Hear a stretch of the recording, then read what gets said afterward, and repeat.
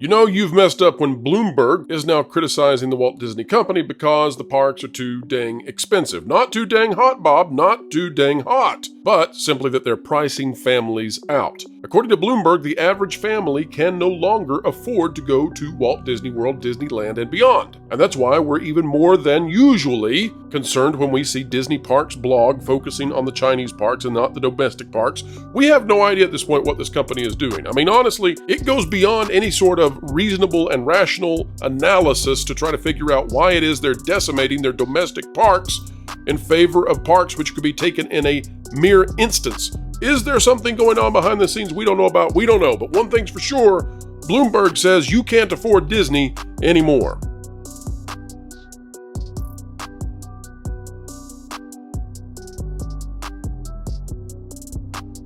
Hello folks, welcome back to the WDW Pro channel, where we hold Mickey's feet to the fire, not to cause him any kind of harm, but to say, hey Mick, maybe it's time to go back and be best friends with Walt. I know he's not been in charge for a while, but seems like he had the right stuff.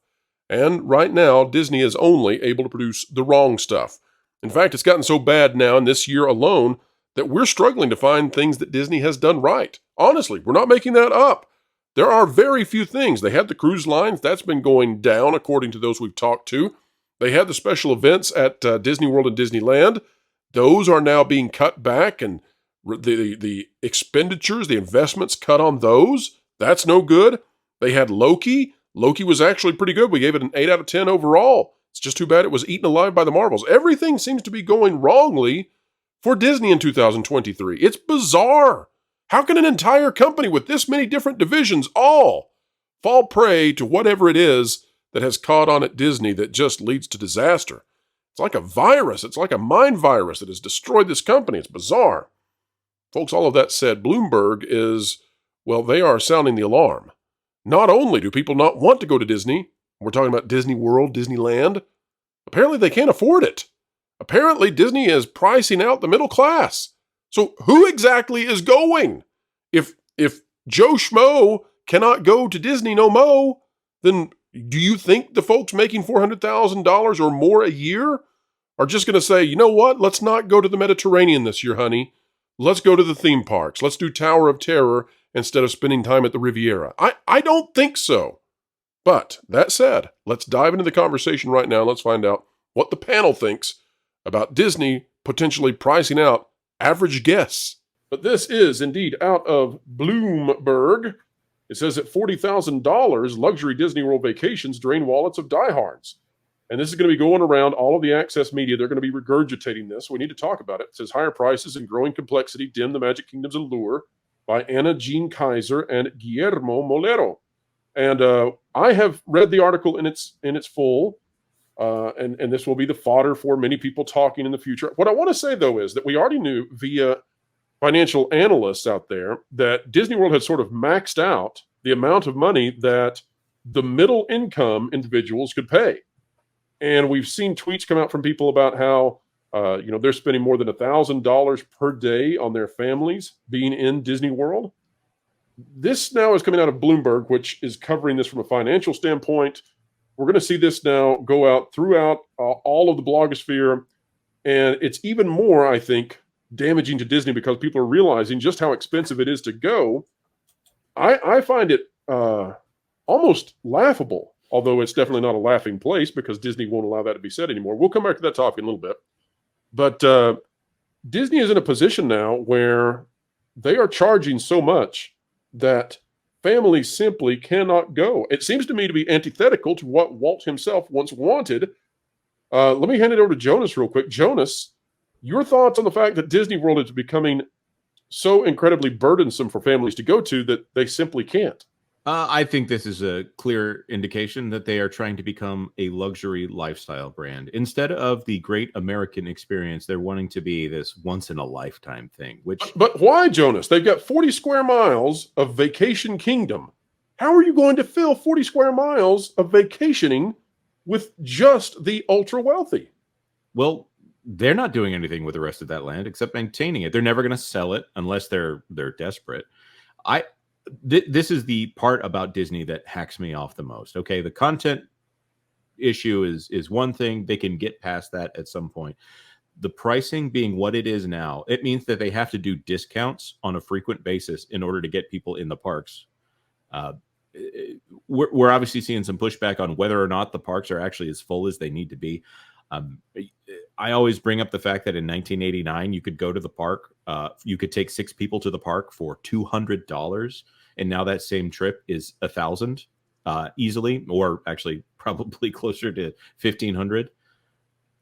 This has taken Disney from being something that everyone in the world does to being something that only people who do not have the burden of having to take care of things in their lives can do, or only the upper class can do. Now, it's not quite there yet, but it is quickly going in that direction. Well, let me show you guys how crazy things have got when it comes to Disney and its pricing, okay? Pay attention to these dates. This is going to be important. So this is out of worldofwalt.com by Beryl Frey. And it says CEO Bob Iger says Disney park prices are too expensive. This from July 7th, okay? Everybody see that one, right? Man. Okay. If we go back, take a look at this. July 13th. Disney CEO Bob Iger isn't concerned about park prices. This is the crazy mixed messaging of this company, where they can't decide, are they above, or are they below, are they swimming on top, are they underwater? They don't know what they're doing on these prices. All that to say, they have increased prices again in the last few weeks, at the same time that discretionary spending is at its lowest that we've seen since the pandemic. Hughes. Now, Pro, you say it's mixed messaging. When he's talking to investors, he's saying that prices are just fine. And when he's talking to the audience and trying to convince them that he's better than Bob Chapek, he's saying that prices are too high. This is not lying. This is just pandering. Okay, I'll grant you that.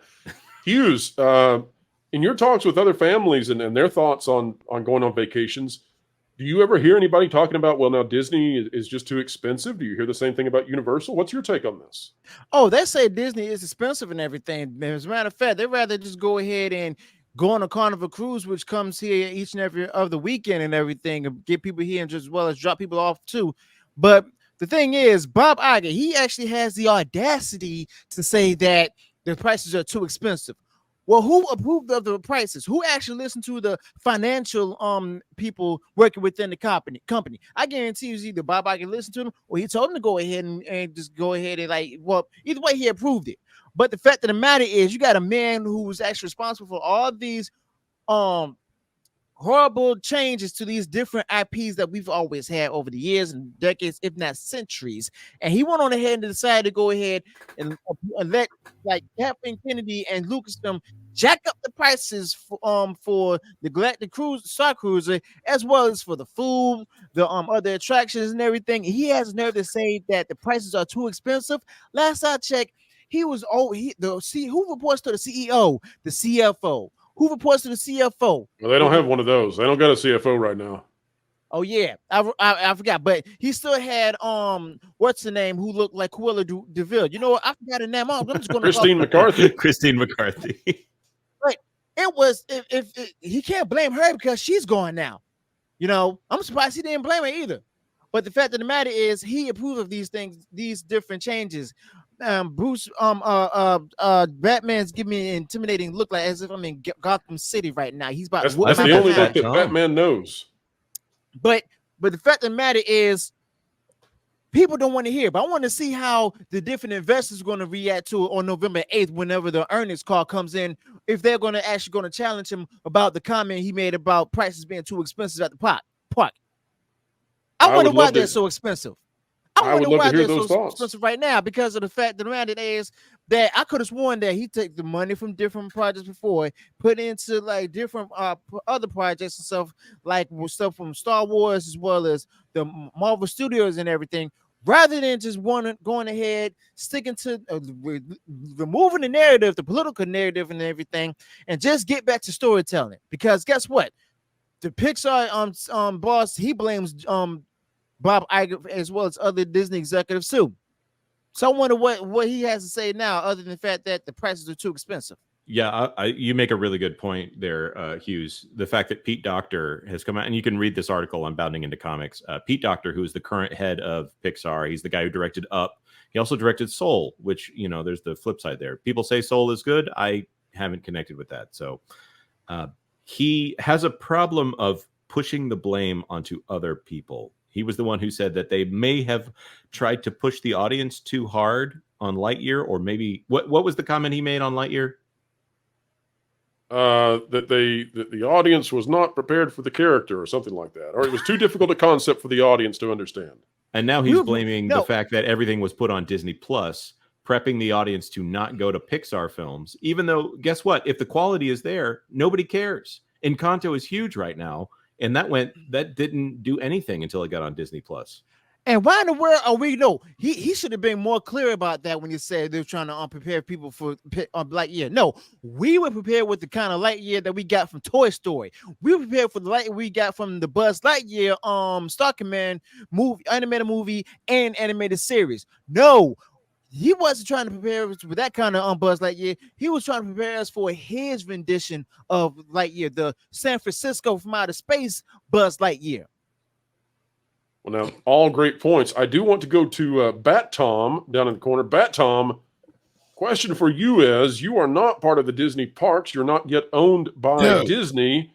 Seems to me that it's way less expensive to go to every other park in the country, and they might be able to find you at, say, a Six Flags, where they can find other characters of all sorts at the Universal Studios parks. They can even find some characters at Dollywood. Why do you think folks should even dare go to Disney when it costs so much? Well, I mean, first of all, like, why would you want to go someplace that has rats? I mean, seriously, their mascot is a big mouth. It makes you wonder about the chocolate sprinkles on the ice cream, doesn't it? Those are probably rat droppings. I'm not saying they are, because I don't need to be sued. But if I was allowed to investigate them, I'm willing to bet. A chance. We're not going to ask you about the chocolate syrup. We'll leave that one alone. No, you don't want to know. Don't want to know one bit. No. Wilton, are you radioactive down there? I'm just curious. I mean, you have a glow about you. You're quite glowing. Well, yeah. It's spooky time. So you gotta spooky time. I understand. Spooky time. No, okay. Spooky. So can I comment on something? No, absolutely not. Okay. I suppose you can. The big thing is, a lot of you guys keep talking about how Disney was used to be affordable and now it's not. But if you're from anywhere else around the world or poor, it's never been affordable. It is that. What does this mean to be poor? Well, it means that your mom and your dad don't love you. What if I declare bankruptcy? That's totally how it works, by the way. And so but that's the thing. Disney has always kind of been a once in a lifetime experience for most people, right? So if you've been middle class or upper class, you could go multiple times in your life. But I'm not gonna lie, things don't seem to have changed. Yeah, the only thing I'll push back there is yes, there's it has always been a privilege to be able to go to a Walt Disney Company resort, and it's supposed to be a special thing, of course. But yeah, obviously there are people who have not always been able to afford it. That being said, the price of a ticket in say 1998 was about $60 for one person, and right now that same ticket is 300% what it cost then. And I don't think inflation has been 300% since then. And it's been close. All right, folks, that's a wrap for today. Your guess is as good as ours as to why Disney doesn't want more guests. How's that for a tongue twister? It's a twister of the mind to figure out what Disney's up to in terms of these ticket prices, and then beyond the ticket prices, of course, just the nickel and diming, the DLCing of the parks. It's crazy. It's insane. At a time when the company should be increasing capacity, they're not. Totally just boggling the mind what they're up to. But folks, something that does not boggle the mind at all is when you toggle that like button. So click it, stick it to the algorithms, the like button, the share, the subscribe, everything. We really do appreciate when you do it. And of course, that notification bell. It's so much fun to ring it. And every time the notification bell is selected, an angel gets its wings. Drop a comment down below. Let us know your thoughts. And folks, wherever you are, whatever you're doing, keep learning, keep growing, and keep having fun.